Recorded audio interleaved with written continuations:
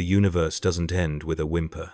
It ends with laughter, brutal and guttural, echoing across the void where stars once burned. The Imperium of Man, 10,000 years of bloody survival, all those trillions of souls sacrificed to keep the Astronomicon burning, all those prayers whispered in the darkness to a corpse god enthroned in gold, none of it matters when the green tide rises without limit. This isn't just another invasion. This is reality itself, bending its knee to belief made flesh, to violence given form, to the simplest and most terrible truth the galaxy has ever known, that enough faith in destruction can unmake creation itself. The first sign came from the edges of Segmentum Obscurus, where the watching stations went silent in patterns that defied tactical analysis.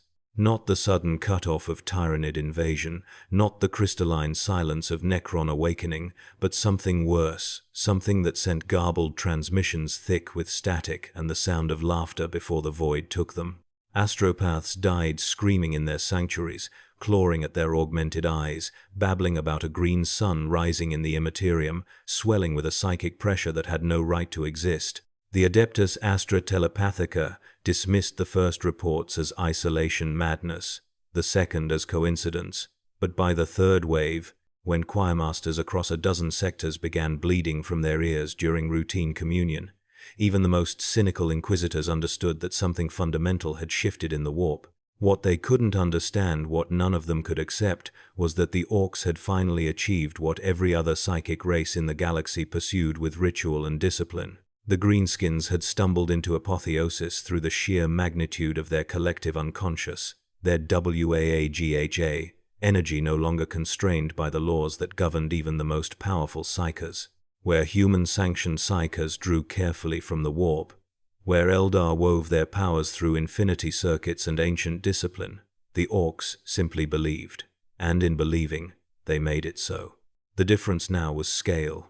The psychic gestalt that had always underlaid Ork society, making their ramshackle technology function and their impossible biology thrive, had found a resonance frequency with the warp itself, creating a feedback loop that grew stronger with each passing moment. Captain Erasmus Volk of the Astra Militarum 88th Cadian Reborn stood in the command bunker of Firebase Tertius and watched the impossible unfold through grainy picked feed transmission. 300 kilometers to the north, what had been classified as a minor Ork incursion, maybe 2,000 greenskins, standard tribal configuration, nothing that massed basilisk artillery couldn't reduce to pulp and charred fungal matter, had become something else entirely.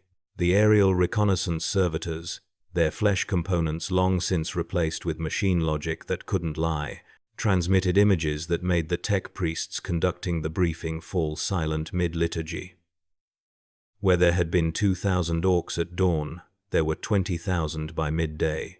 Not reinforcements emerging from hidden tunnels or crude spacecraft making planetfall, but spontaneous generation, as if the very belief in more boys had caused them to materialize from nothing. The Ork weird boy leading the warband had been observed through magnification arrays, and even the grainy footage showed something that violated every understood principle of psychic manifestation. The creature's head blazed with emerald flame that didn't consume, energy pouring from its eyes and mouth, and the cracks in its skull in torrents that would have burned out a human psycher's brain in seconds. But the weird boy didn't burn out.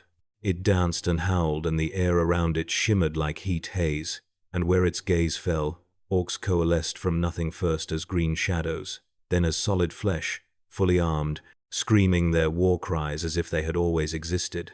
The psychic pressure radiating from that single greenskin was registering on every Auspex array within 500 kilometers. A roiling tide of belief made manifest that treated reality like a suggestion. Volk had fought Orks for 30 years across a dozen war zones. He'd seen their crude choppers cut through ceramite, their ramshackle weapons fire despite having no discernible ammunition or power source, their vehicles hold together through what could only be collective faith in their functionality. But this was different. This was the nightmare scenario that tactical cogitators had dismissed as statistical impossibility, the theoretical extreme that doctrine assured could never manifest because the Orks lacked the focus, the discipline, the sustained unity of purpose. The theorists had been catastrophically wrong. They'd assumed limitation where none existed, projected human constraints onto an alien psychology that operated on principles the Imperium had never fully understood. The Vox network erupted with panicked transmissions as Firebase Septimus, 40 kilometers west, reported visual contact with an Ork force that shouldn't exist. The defensive bastions that had held for 6 months against sustained assault crumbled in minutes under the assault of gargants that manifested at the edge of weapons range. Titanic war machines that should have taken months to construct appearing whole and operational, their guns already firing before the tech priests manning the Auspex could finish screaming their warnings. The gargants didn't follow conventional assault patterns.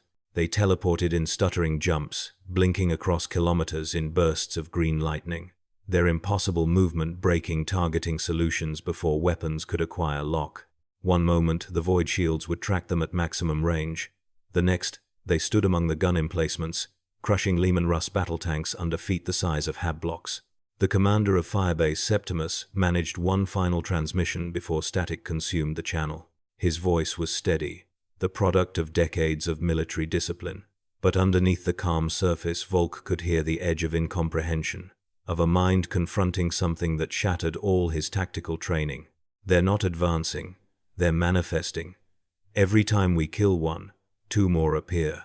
The weird boy is glowing like a sun, and I can feel it in my head, pressing against my thoughts. This green pressure that tastes like iron and smells like burning promethium. It's not just psychic force.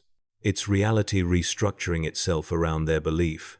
The Gargant shouldn't be here. We had orbital confirmation of clear terrain 5 minutes ago. But they believed it was, so now it is. And my men are dying because the universe has decided to agree with these Xenos abominations.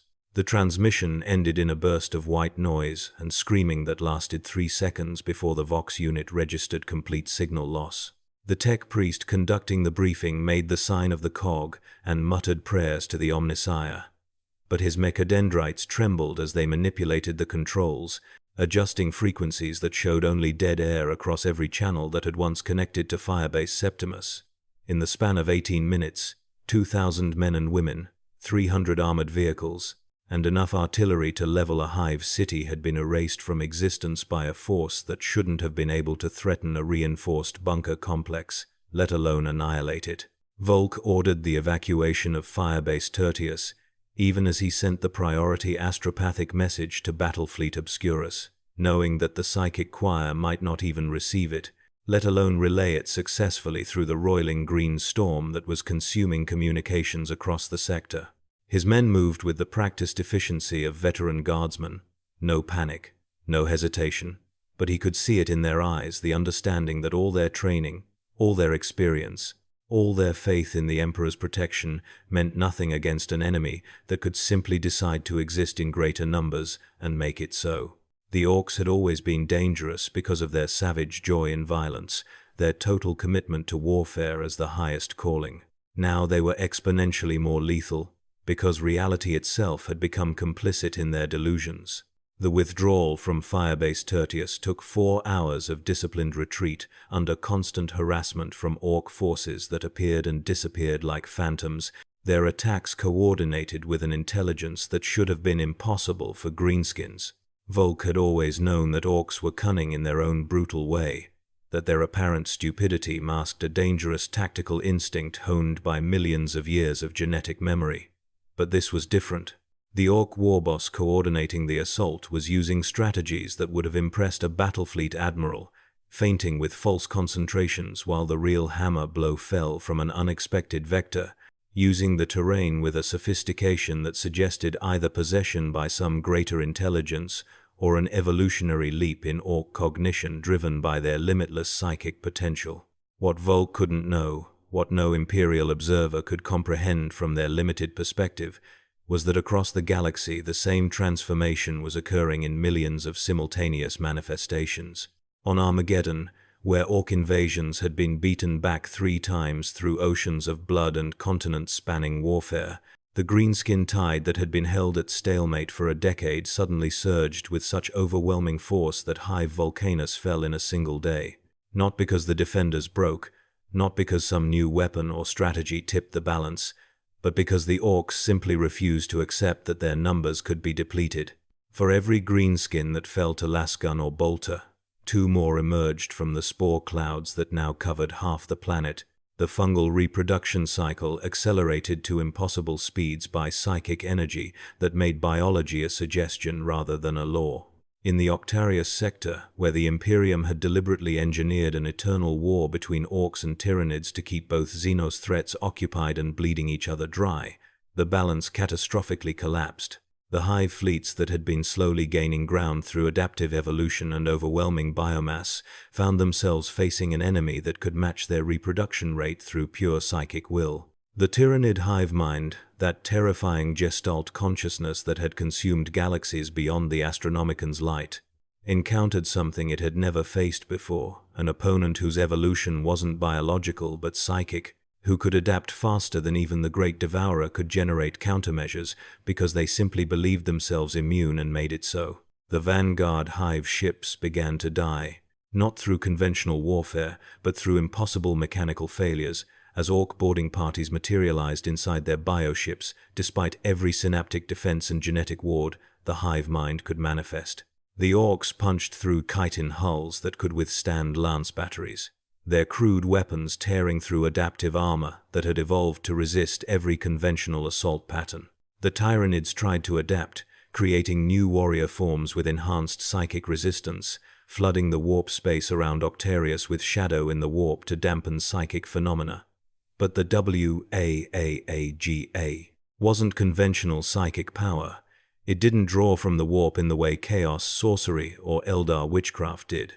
It was belief made manifest, a fundamental rewriting of local reality that operated on principles the Tyranid hive mind had never encountered in its million-year feeding migration. The reports that reached Terra through astropathic channels degraded in transmission were confused and contradictory, but the pattern was undeniable. Every sector that contained significant Ork populations was experiencing simultaneous catastrophic escalation. The various warbosses who had spent decades or centuries locked in factional warfare, their tribes fighting each other with the same enthusiasm they fought everyone else, were suddenly unified in purpose, not through diplomacy or conquest, but through the psychic resonance of limitless WAAAGH, energy that made every greenskin feel the pull toward greater conflict, toward the ultimate scrap that would consume the entire galaxy. The traditional Ork power structure, where the biggest and strongest dominated through physical prowess, was being supplemented by something more dangerous, a collective unconscious that was beginning to act with singular purpose. Warboss Gazkul Mag Uruk Thraka, the beast of Armageddon, the prophet of the WAAAGH, felt the change in his bones before any Imperial observer could document it. The metal plates that crisscrossed his skull, the augmetic replacements for wounds that should have killed him 100 times over, hummed with energy that made his teeth ache and his blood sing. He'd always been touched by the WAAGH, in ways that other warbosses weren't, blessed by Gork and Mork with visions of conquest that stretched beyond mere planetary dominion to something vast and terrible and glorious. But this was different. This was every Ork who had ever lived and every Ork who would ever exist, all believing the same thing at the same moment, that they were unstoppable, that they were infinite, that the galaxy existed for them to conquer and destroy and rebuild into an endless battleground where the fighting would never stop. Gazkul threw back his massive head and laughed, the sound echoing through the command deck of his kill cruiser, and every Ork within hearing range joined him, a chorus of savage joy that made the metal bulkheads ring. His weird boys collapsed, overwhelmed by the torrent of psychic energy flooding through them, their heads literally exploding in showers of green light and brain matter. But it didn't matter because more weird boys simply appeared to replace them, materializing out of nothing because the WAAGH needed them, and so they existed. The old rules about how many weird boys a tribe could support, the careful ratios that kept the psychic volatility manageable, were gone. Now there were as many as belief demanded, and their combined power could crack planets. On Ultramar, Rabute Gilliman returned from his long sleep to lead the Imperium through the gathering storm and the Indomitus Crusade, received reports that made even his transhuman composure crack. The Primarchs stood in the strategium of the MacGregor's honor, and studied hololithic displays that showed a dozen frontier worlds going dark simultaneously, not to chaos incursion or Tyranid invasion, but to Ork forces that shouldn't have had the numbers or the coordination to threaten established imperial territories. These were worlds with standing defense forces, with orbital batteries and void shields, and all the military infrastructure that centuries of administratum bureaucracy could provide. They weren't border colonies ripe for raiding.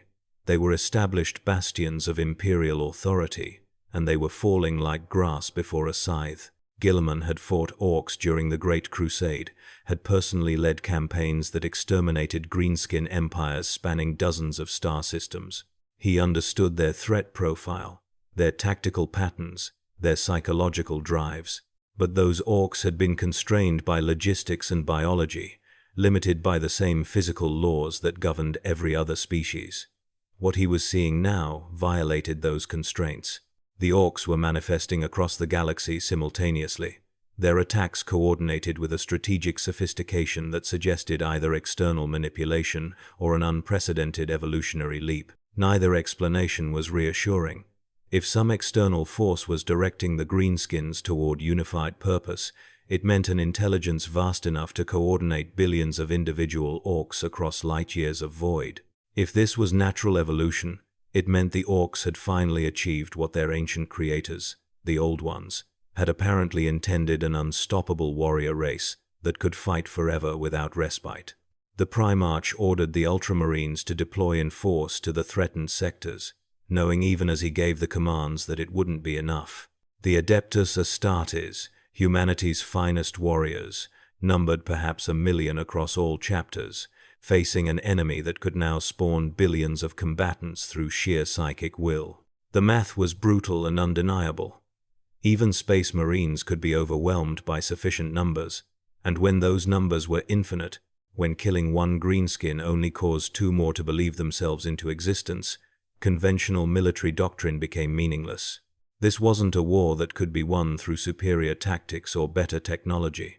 This was reality itself taking sides, and it had chosen the Orks. In the Eye of Terror, where the materium and the immaterium bled together, and the impossible was mundane, even the Chaos Gods took notice. The 4 powers that fed on mortal emotion and had orchestrated the corruption of the Imperium for 10,000 years found their schemes suddenly irrelevant in the face of a threat that didn't care about their games. Khorne, Lord of Skulls, felt a twinge of something that might have been approval. The Orks embodied war in its purest form, violence without agenda, beyond the joy of combat. Tzientch, Architect of Fate, saw his carefully woven plans unravel as the quantum probability fields he manipulated were overwhelmed by the brute force certainty of Ork belief. Nurgle watched his plagues fail against greenskins whose biology simply rejected disease because they didn't believe in it.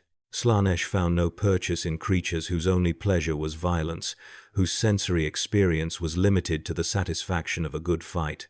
The Chaos Champions who had devoted their existence to the service of the Dark Gods found themselves facing an enemy that couldn't be corrupted or manipulated. Daemon princes manifested on Ork-held worlds, expecting to spread madness and mutation, only to discover that the Orks simply beat them to death with whatever was handy, utterly immune to the psychic pollution that would have driven humans insane. The very soil that should have sprouted demon flowers and warp corruption instead grew Ork spores at accelerated rates. The WAAGH, field so strong that it suppressed chaos manifestation through pure disbelief. The Orks didn't acknowledge that daemons should be frightening or powerful, so they weren't, and beings that had terrorized the galaxy for millennia were reduced to entertaining scrap for particularly enthusiastic mobs of boys.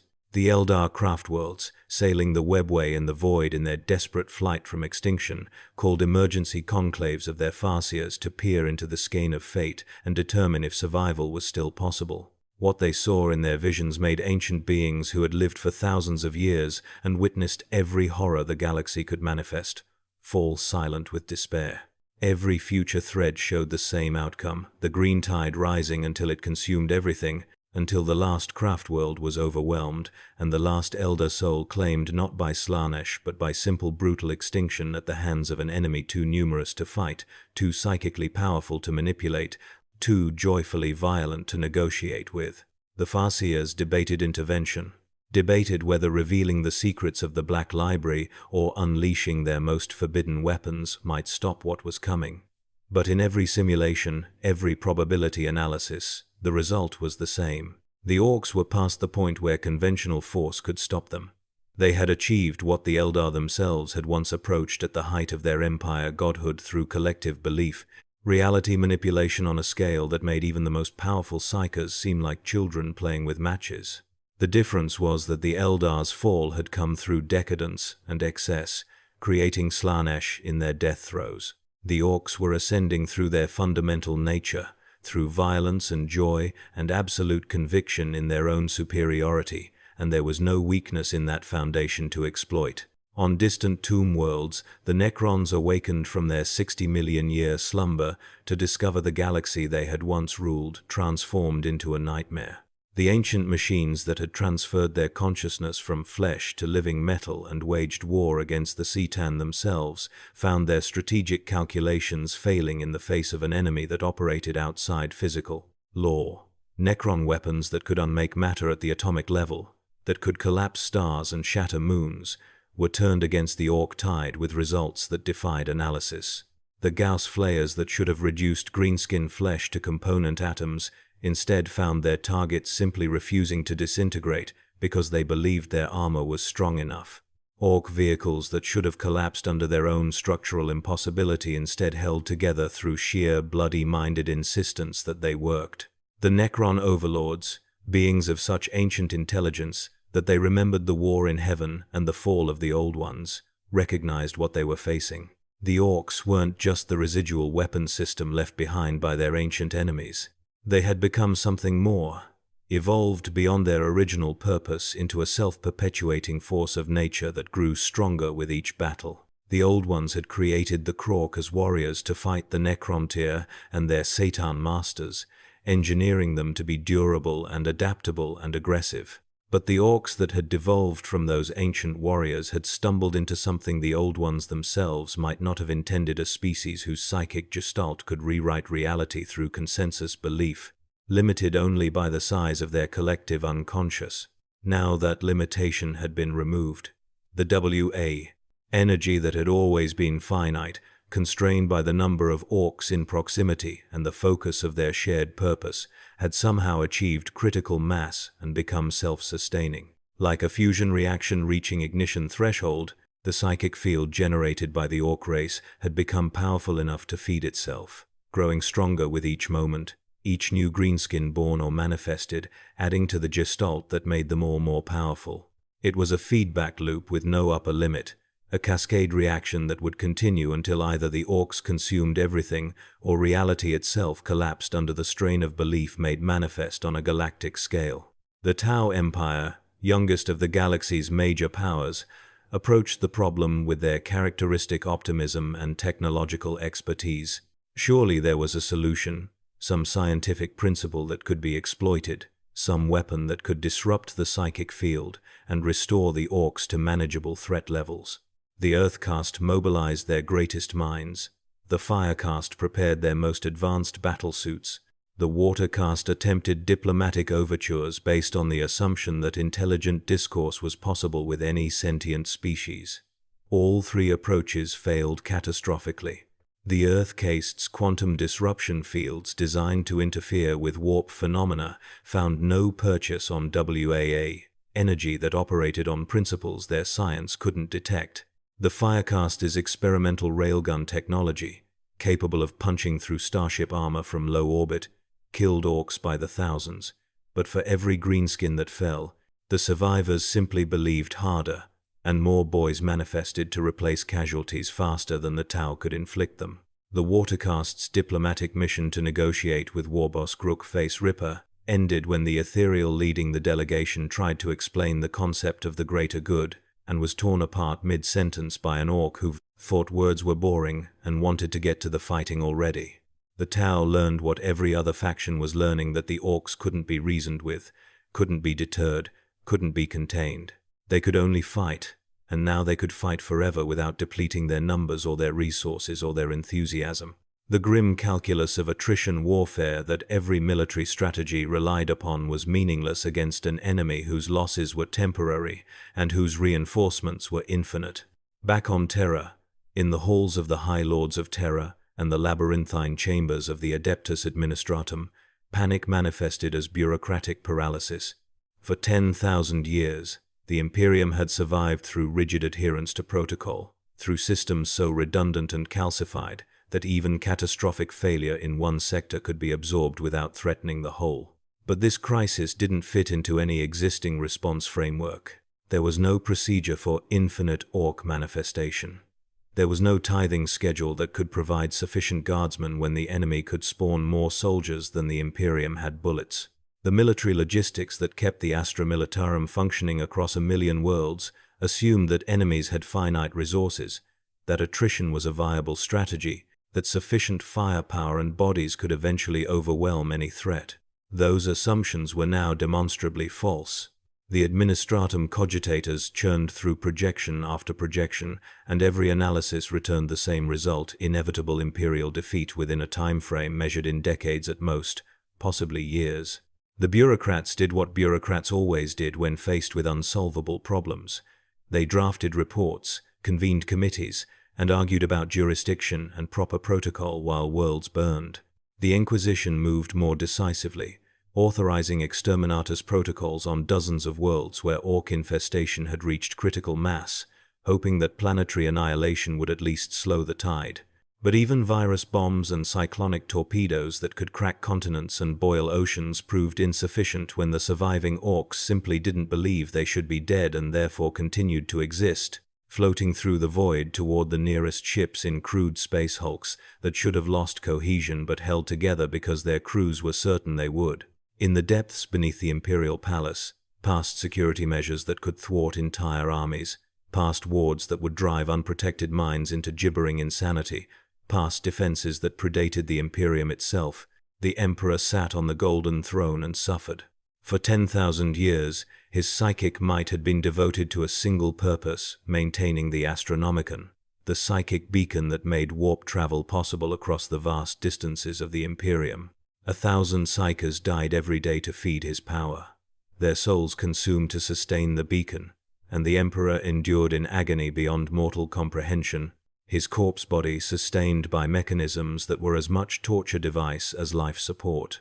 What the custodian guard who stood eternal vigil could not know, what even the tech priests of Mars who maintained the Golden Throne could not detect, was that some fragment of the Emperor's vast consciousness had noticed the shift in the galaxy's psychic topography. The warp had always been a roiling sea of emotion and predatory intelligence, but now there was something new, a solid green mass that grew larger with each passing moment, a psychic presence of such magnitude that it rivaled the Chaos Gods themselves in sheer power.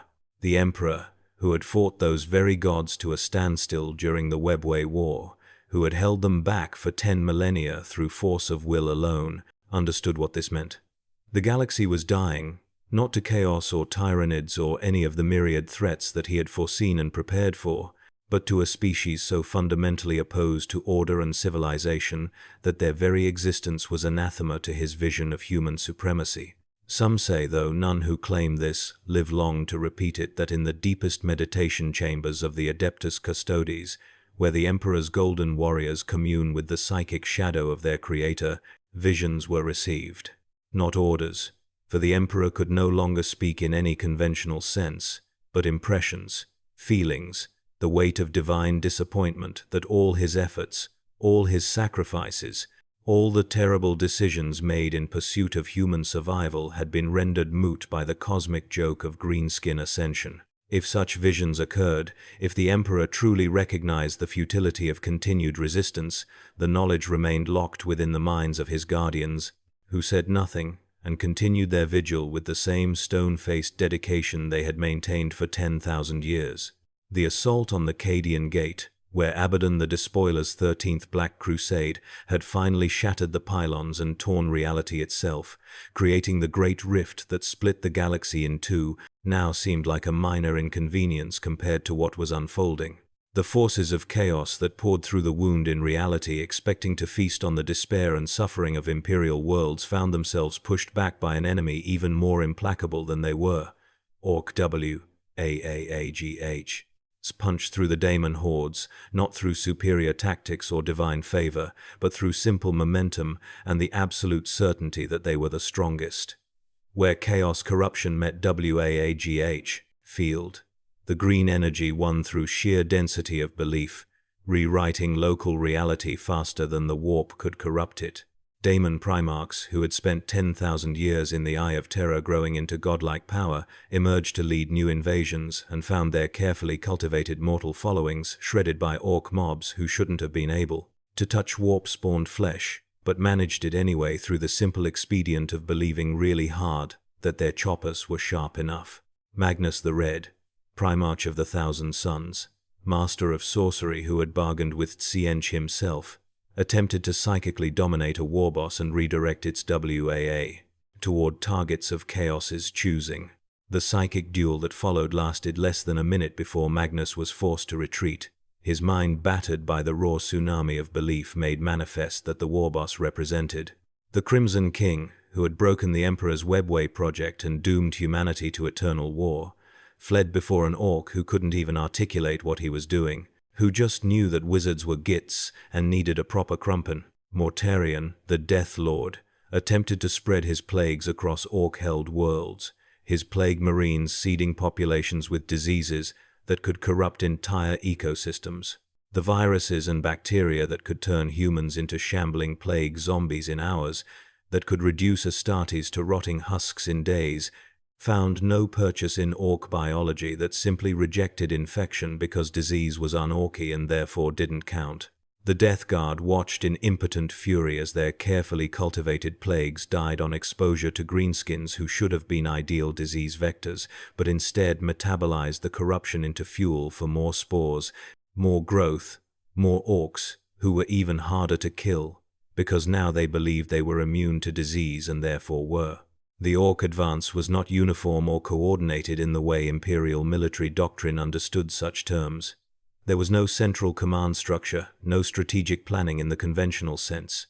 Instead, the various warbosses followed their instincts, each pursuing the biggest fight they could find, and because the WAAGH energy was now limitless, every fight became big enough to satisfy.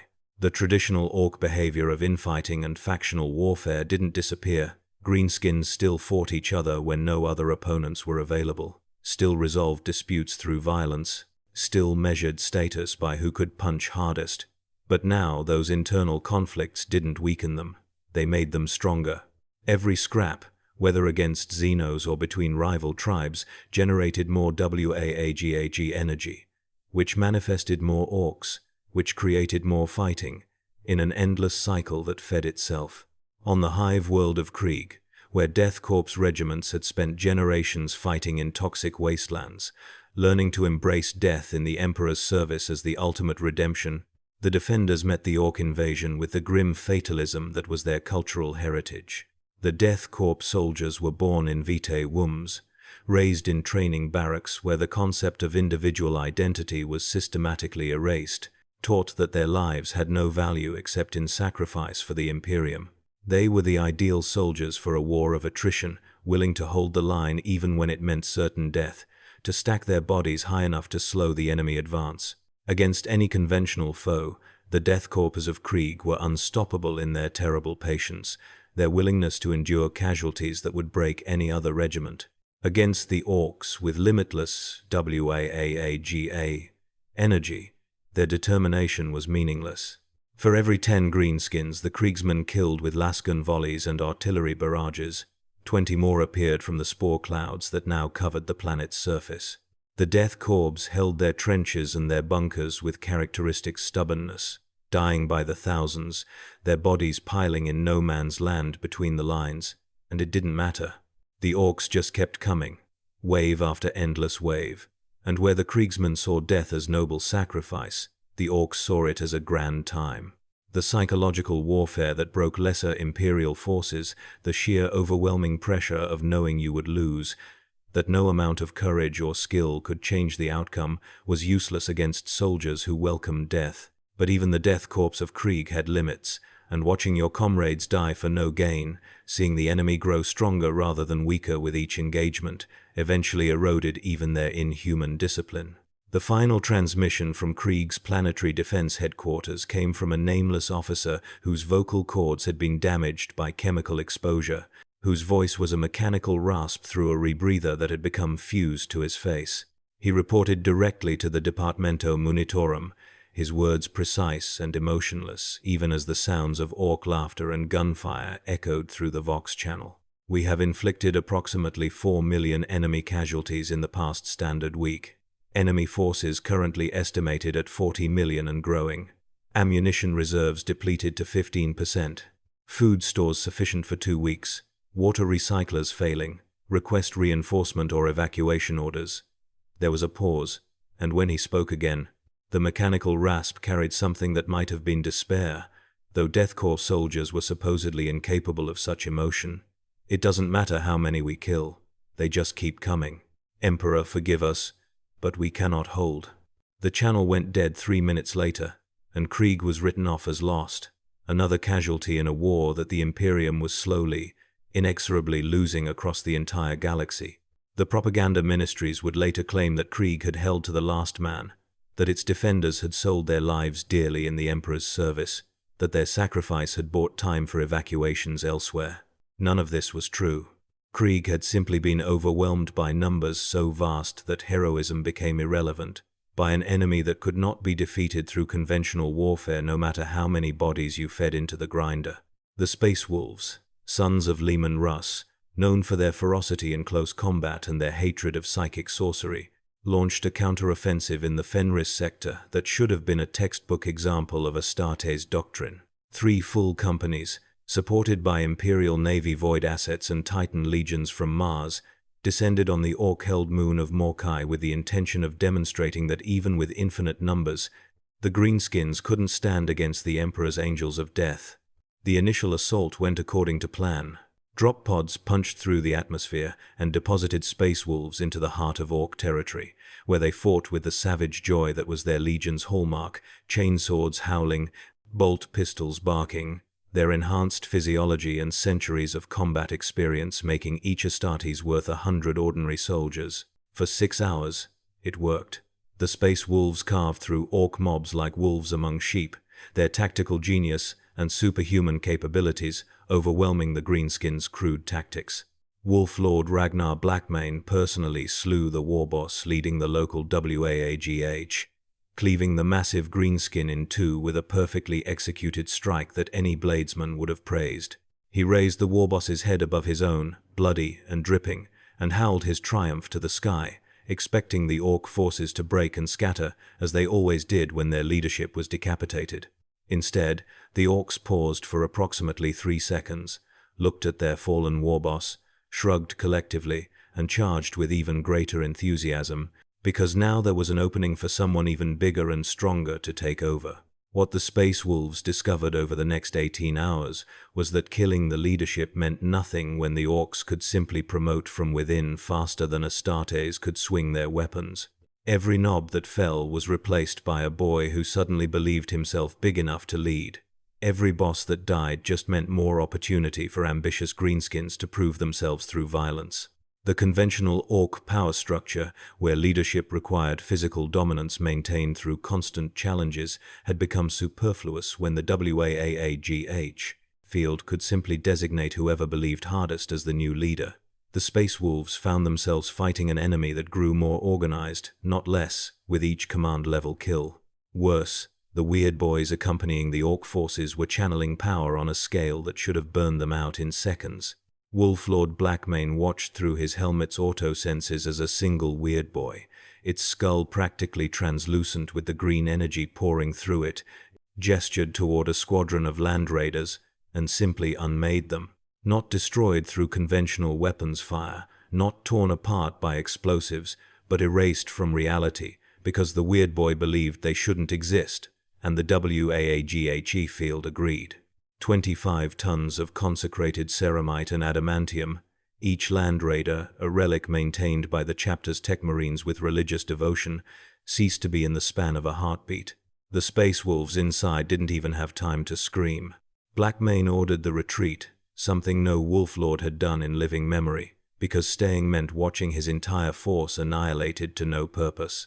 The extraction was a nightmare of fighting withdrawals and desperate last stands, each space wolf selling their life as expensively as possible, but even Astartes couldn't hold against infinite enemies with reality-warping support. Of the 300 space wolves who had deployed to Morkai's surface, 47 made it back to the extraction Thunderhawks. 47, from 3 companies that represented centuries of recruitment and training, decades of accumulated combat experience, irreplaceable gene seed that traced its lineage back to Leman Russ himself. The chapter had suffered worse casualties in individual battles. The First War for Armageddon had nearly broken them entirely, but those losses had meant something, had accomplished strategic objectives or saved Imperial lives.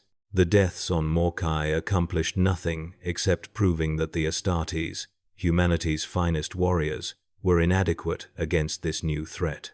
The Adeptus Mechanicus, whose dogma held that knowledge was the ultimate power and that sufficient understanding could solve any problem, turned their considerable resources toward analyzing the phenomenon. On forge worlds across the galaxy, tech priests and magi conducted experiments that would have been declared heretic under normal circumstances, pushing the boundaries of approved research in desperate attempts to understand how the Orks had achieved this impossible feat. The initial hypothesis was that some ancient xenotech had been discovered, that the greenskins had stumbled upon Old One machinery that amplified their latent psychic abilities. Explorator fleets were dispatched to known Ork-held systems to search for such devices, prepared to weather the greenskin forces long enough to secure any artifacts. What they found was nothing. No ancient machinery, no mysterious artifacts, no external force amplifying the WAAGH field. The power was intrinsic, emerging from the Orks themselves, from the collective gestalt of their race. It was as if evolution or something guiding evolution had finally activated dormant capabilities written into greenskin genetics millions of years ago. The Magi analyzing captured Ork genetic material reported structures in the DNA that made no sense, recursive sequences that seemed to reference themselves, biological programming that violated causality by requiring the organism to already exist in order to develop. The conclusion, though few were willing to state it explicitly, was that the Orks were designed this way. They were weapons, created by intelligences so advanced that they could encode reality manipulation into biological systems, and those weapons had finally reached their full operational parameters. Archmagos Dominus Belisarius Call, who had spent 10,000 years perfecting the Primarchs Space Marine project under Rabute Gilliman's secret commission, turned his formidable intellect toward the Ork problem with characteristic confidence. If the greenskins operated through Gestalt psychic belief, then the solution was to disrupt that belief, to introduce doubt into their collective consciousness. The Archmagos designed a device he called the Certitudinal Inverter, a massive machine that would broadcast psychic static across warp frequencies specifically attuned to Ork brain patterns. The theory was elegant: overwhelm the greenskin psychic gestalt with contradictory information, make them question their assumptions, and the WAAGHEA field would collapse or at least weaken to manageable levels. The certitudinal inverter was installed on the forge world of Metallica Prime and activated during an Ork assault that threatened to overwhelm the planet's defenses. For approximately 40 seconds, the machine functioned as designed, projecting psychic interference that should have rendered the attacking Orks confused and disorganized. Instead, the greenskins paused, collectively scratched their heads or whatever other body parts they could reach, and then decided that the weird humming noise was funny, and that whoever made it probably needed a good thump. The certitudinal inverter, which had taken 3 years and the resources of an entire forge world to construct, was destroyed when a mob of Orks simply walked up to it and started hitting it with wrenches until it broke. The Skitarii defending the machine found themselves unable to stop the greenskins because the Orks believed that the guards were too slow, and therefore their neural augments and targeting cogitators failed to acquire lock-on targets that moved with impossible speed. Call survived the incident, though his primary data cortex required extensive repair, and revised his assessment of the threat. The problem wasn't that the Orks lacked intelligence, though they certainly approached problem-solving in ways that defied conventional logic, but that they operated on principles that made traditional solutions worthless. You couldn't reason with them because they didn't value reason. You couldn't frighten them because they didn't understand fear the way other species did. You couldn't even reliably kill them anymore because their collective belief was beginning to override biological reality in ways that suggested they were becoming something closer to daemons than organic life, entities that existed primarily through psychic manifestation rather than conventional matter. The Eldar, desperate for any solution that might preserve their dying race, attempted something unprecedented. The autarchs and farseers of the major craft worlds convened on Ulthwé and proposed an alliance with the Imperium, complete cooperation in exchange for mutual survival. The proposal reached Guilliman's desk through circuitous channels, delivered by a Harlequin Shadowseer who appeared in the Primarchs' private chambers despite security measures that should have made such infiltration impossible. The message was simple. The Eldar possessed weapons from the height of their empire, psychic constructs and reality engines that could potentially disrupt the Ork Gestalt field. They were willing to deploy these weapons in concert with Imperial forces, to share knowledge that had been hoarded for millennia, if humanity would accept partnership rather than the xenocidal hostility that had characterized their relationship for 10,000 years.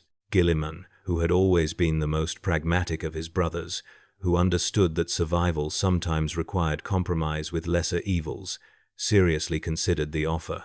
He spent 3 days in consultation with his advisors, with representatives from the Inquisition and the Adeptus Mechanicus, with his own conscience.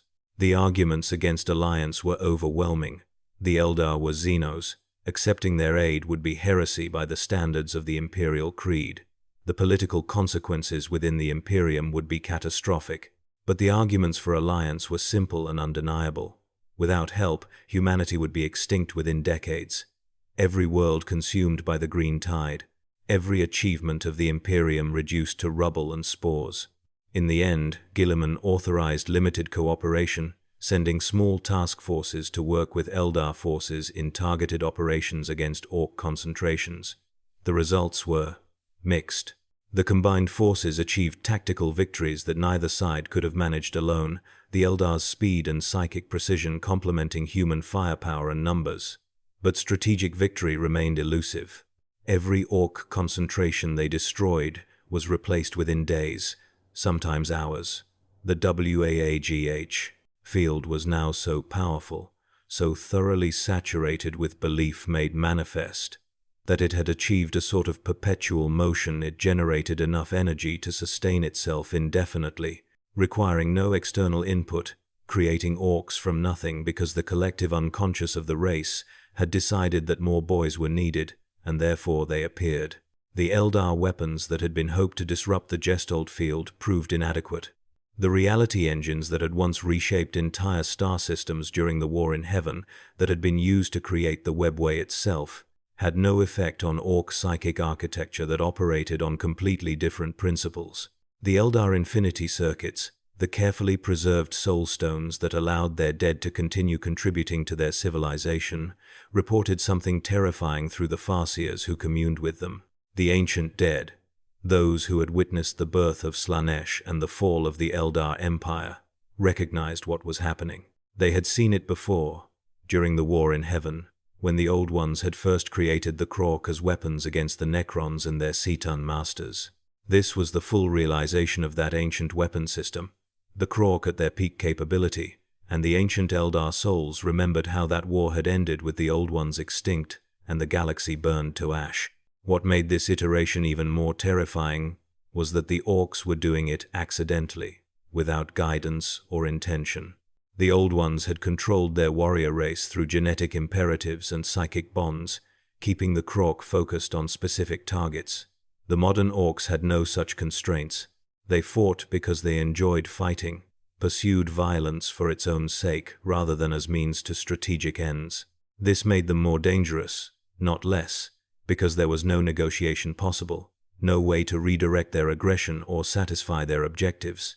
The Orks would fight until everything was dead or they were, and with infinite WAAGH energy, the second option was no longer possible. On the Daemon world of Sortiarius, where the Thousand Suns made their labyrinthine home in the planet of the sorcerers, Magnus the Red convened his most powerful sorcerers to develop countermeasures.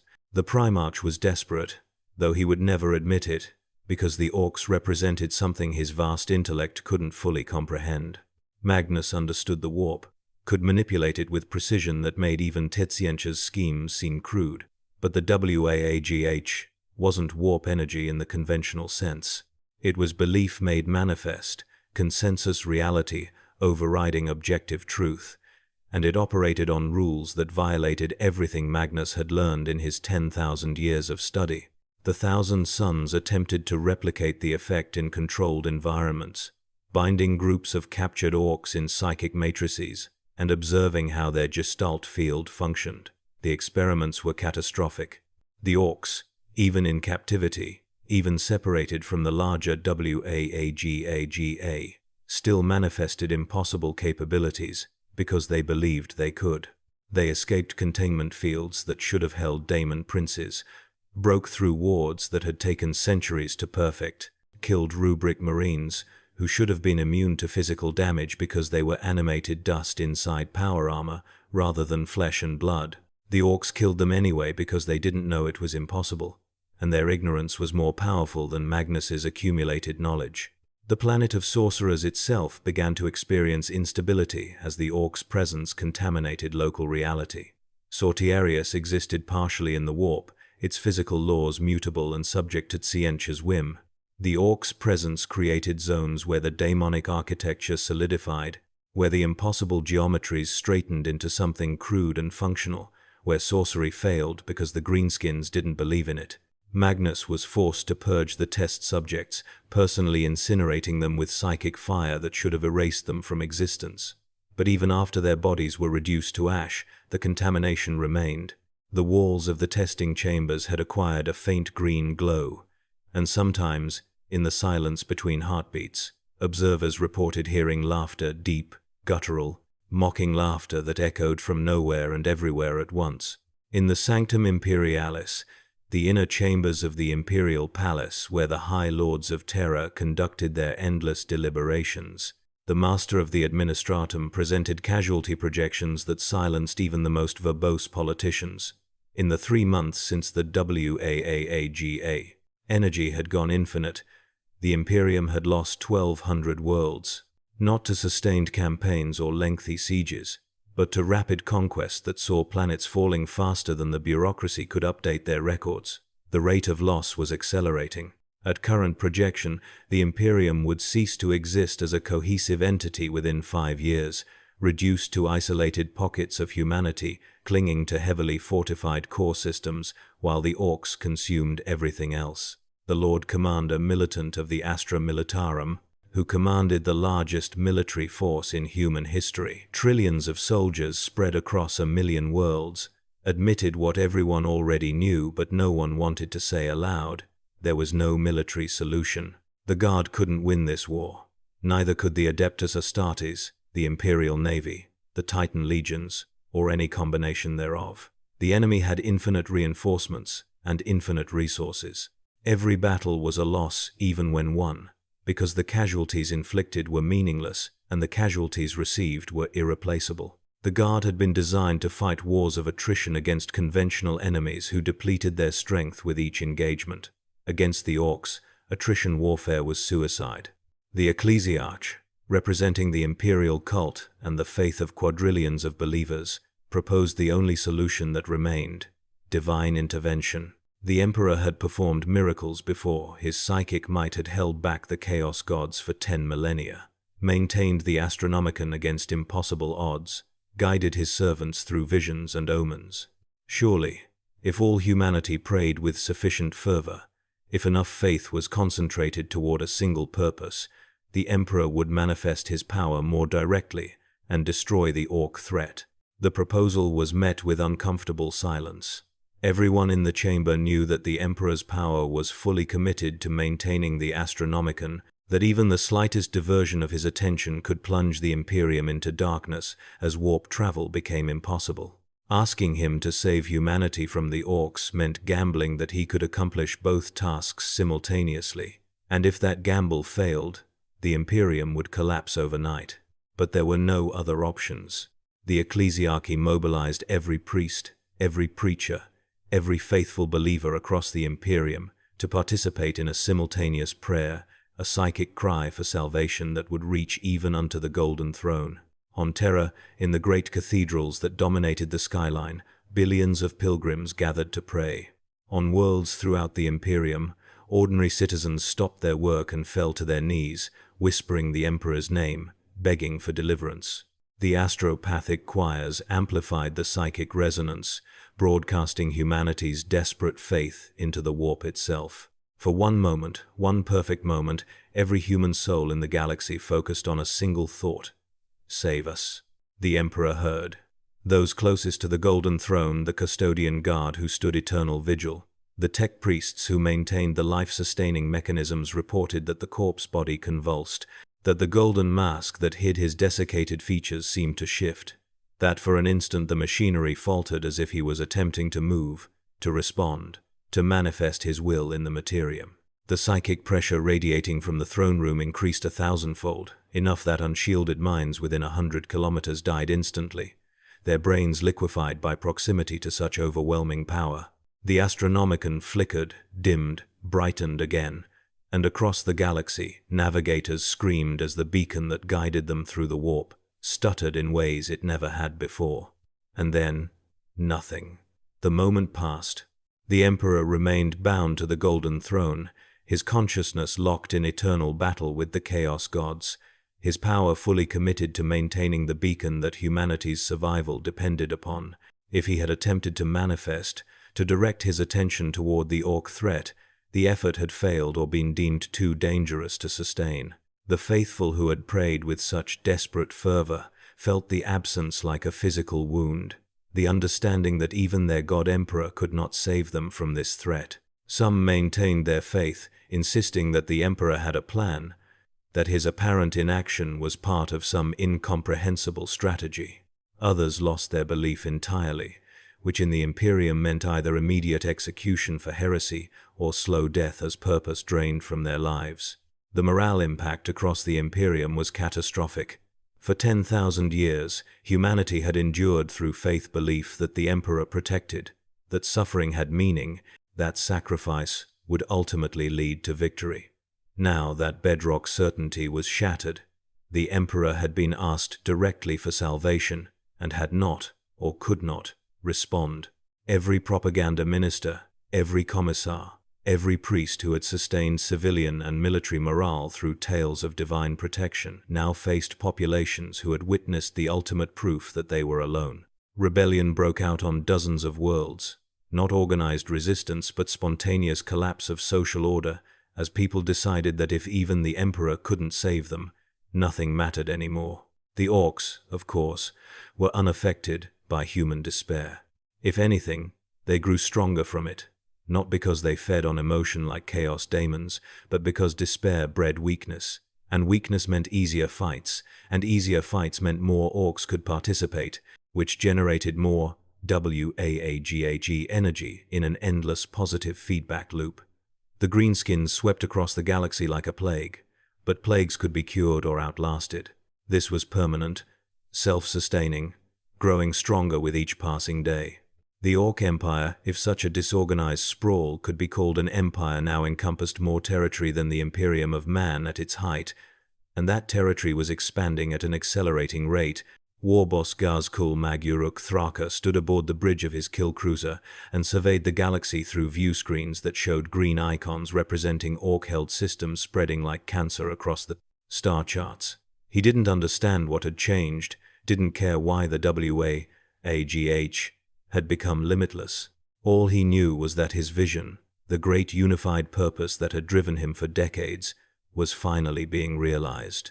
Every Ork in the galaxy was fighting, and the fighting would never stop, because there would always be more enemies, more challenges, more glorious battle.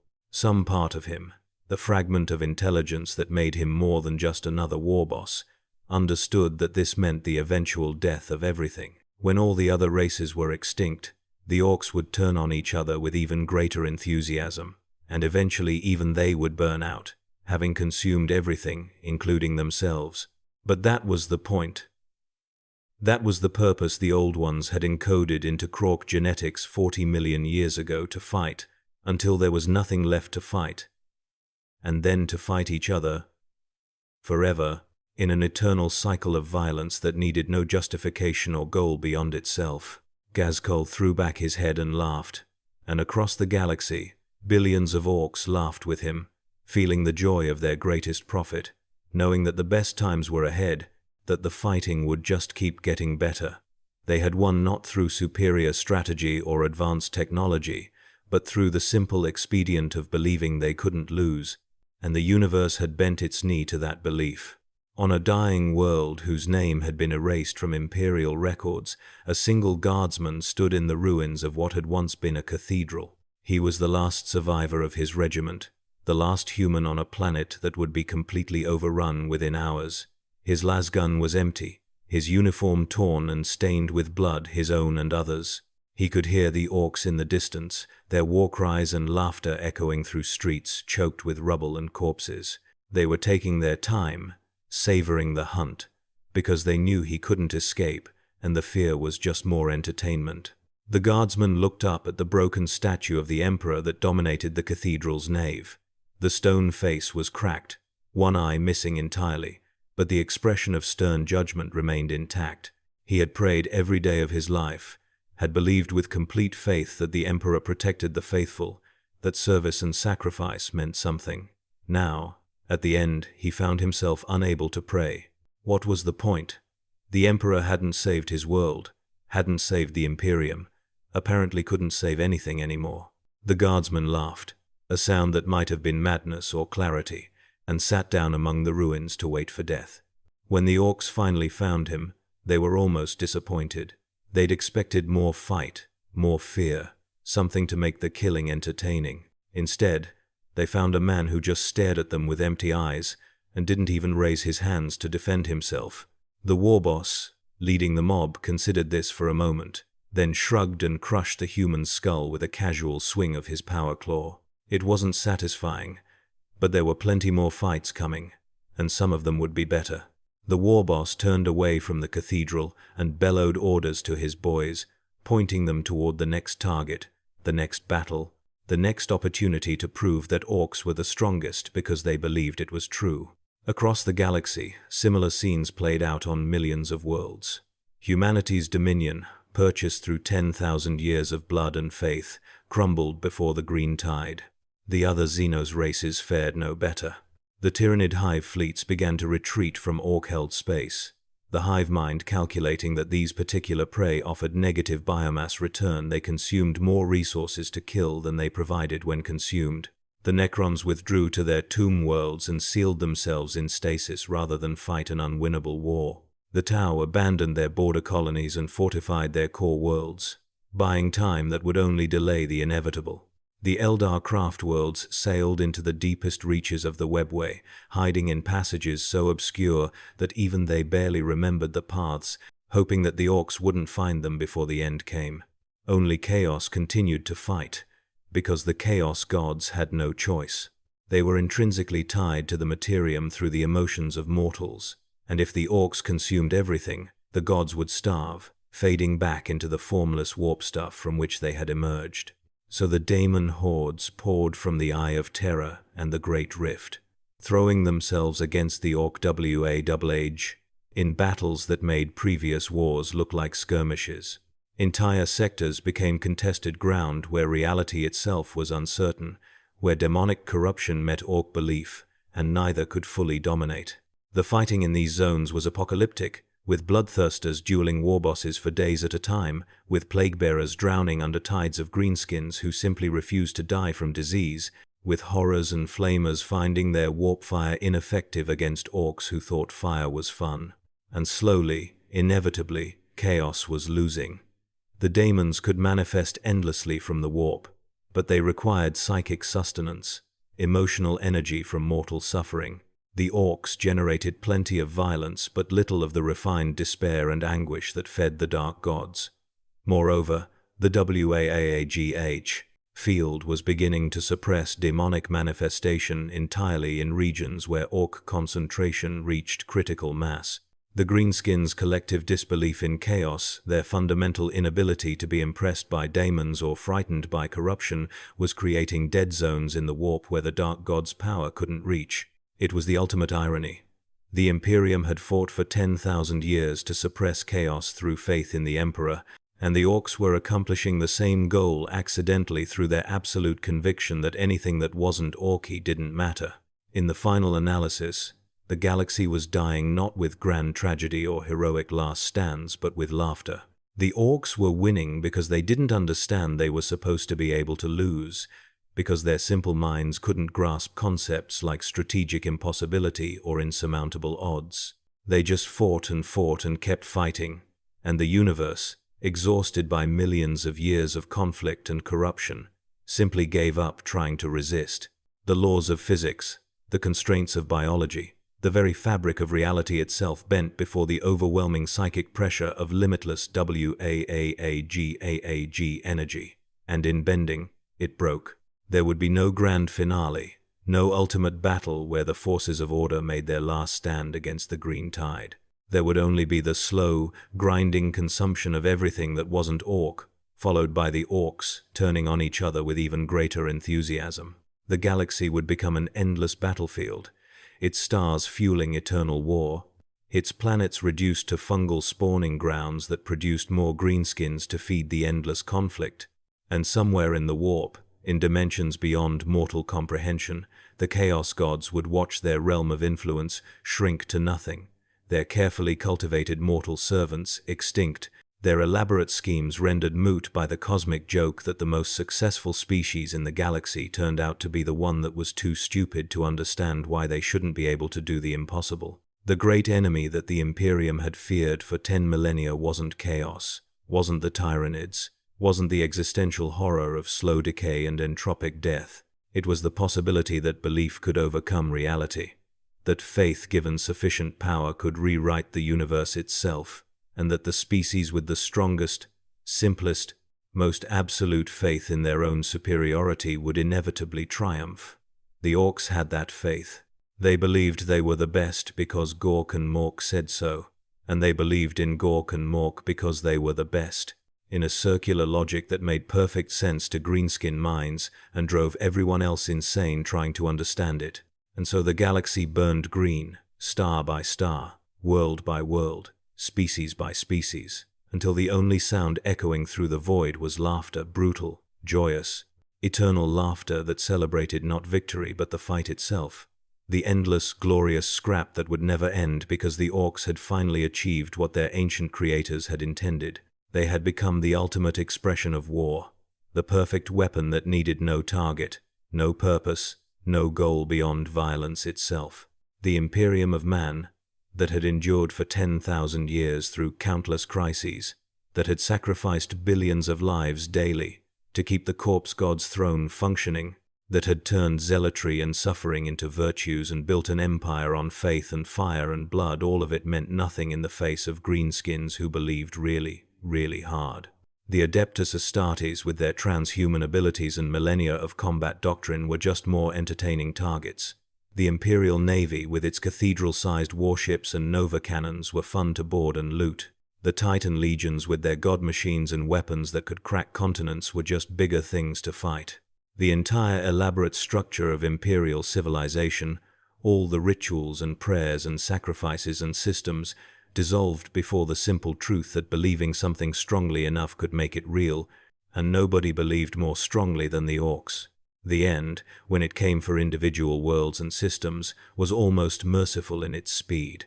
There was no lengthy siege, no desperate evacuation, no heroic last stand that would be recorded in regimental histories. Just the green tide washing over everything, consuming it, incorporating it into the endless WAAGH that had become the galaxy's dominant force. The survivors, and there were always a few survivors, because the Orks liked to leave some enemies alive, so they could come back and fight again, huddled in the ruins, and waited for the next assault, knowing it would come but not when, living in perpetual anticipation of violence. Some of them went mad. Others found a strange kind of peace in accepting the inevitable. A few even began to admire the Orks in a twisted way, envying their simple joy in existence, their absolute conviction that life was meant to be fought, and that fighting was its own reward. These last were quickly executed by whatever imperial authorities still functioned, because entertaining sympathy for Xenos was heresy. But in their final moments, even the most fanatical commissars who pulled the triggers sometimes wondered if the heretics had the right idea.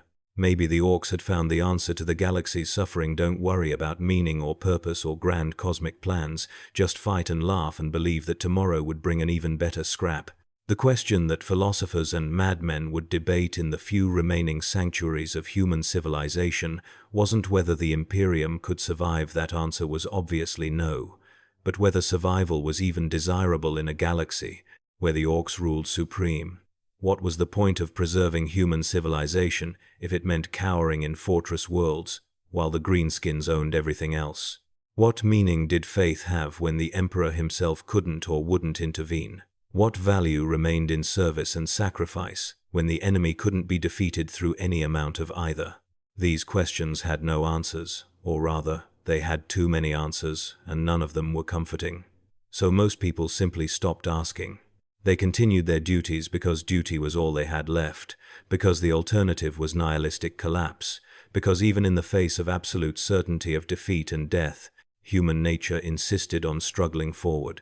The guardsmen kept fighting, the navy kept sailing between stars, the priests kept praying to a god who didn't answer, the bureaucrats kept filing reports that no one would read. The Imperium continued to exist, not because it had hope of victory, but because stopping would require admitting that everything they'd believed, everything they'd sacrificed for, had been pointless. And maybe that was enough. Maybe that was the real meaning of the Imperium's 10,000-year existence, not the victory over chaos or the dominion over the galaxy, but the sheer bloody-minded refusal to give up even when giving up was the rational choice. The Orks were going to win. Reality itself had acknowledged their supremacy and bent to accommodate their belief. But until the last human died, until the final world fell, until the Emperor's throne finally failed and the Astronomicon went dark forever, humanity would keep fighting, because that's what humans did. Not because they were the strongest or the smartest or the most favored by fate, but because they were too stubborn to admit defeat. The galaxy spun on, indifferent to the drama playing out across its spiral arms. Stars burned and died. New stars formed from nebula clouds. Black holes devoured matter with patient inevitability. And on countless billions of worlds, the Orks laughed and fought and spawned more Orks who laughed and fought, in an endless cycle that would continue long after every other form of intelligent life had been reduced to extinction. This was the true grimdarkness of the far future, not that there was only war, but that war had won, had achieved total victory over every other possible state of existence, and would reign supreme until the universe itself ended. The WAAGH had become infinite, and infinite meant forever, and forever meant that nothing else mattered. The Orks had achieved apotheosis through the most absurd means possible by being too stupid to understand limits, too aggressive to accept defeat, too unified in their simple belief that they were best. They were the ultimate winners of the great cosmic game, not through sophistication or strategy, but through the simple expedient of refusing to play by any rules they didn't like. And so the galaxy belonged to them, as perhaps it always should have, as perhaps the old ones had intended 40 million years ago when they created the Krork to fight an unwinnable war against gods incarnate. The Orks were purpose-built weapons of mass destruction, and they had finally been loaded with infinite ammunition. The result was exactly what any rational observer should have predicted. Total victory achieved through overwhelming, unstoppable force applied with absolute conviction and zero hesitation. The universe doesn't end with a whimper. It ends with laughter, brutal and guttural, echoing across the void where stars once burned, where civilizations once thrived, where meaning once existed. The laughter of orcs, celebrating not the victory but the fight, not the conquest but the continued opportunity for conquest, not the end but the eternal continuation of glorious battle. They had won everything, and in winning, they had lost nothing, because they never wanted anything except more fighting. And now they would have it, forever, without limit, without end, in the eternal green twilight of a galaxy that had given up trying to resist their impossible reality. This is the answer to what happens when orcs have limitless WAAGH energy. Not a battle, not a war, not a crisis that can be resolved through heroism or sacrifice, just the inevitable heat death of all competing civilizations, smothered under a green tide that refuses to recede, drowned in belief so powerful that reality itself acknowledges its supremacy. The grimdark future becomes a bright green one, which is somehow even worse, because at least in darkness there was dignity in suffering. In the green light of infinite WAAGH energy, there is only the cosmic joke that the galaxy's most sophisticated civilizations were defeated by its stupidest inhabitants, and that defeat was absolute, final, and deserved.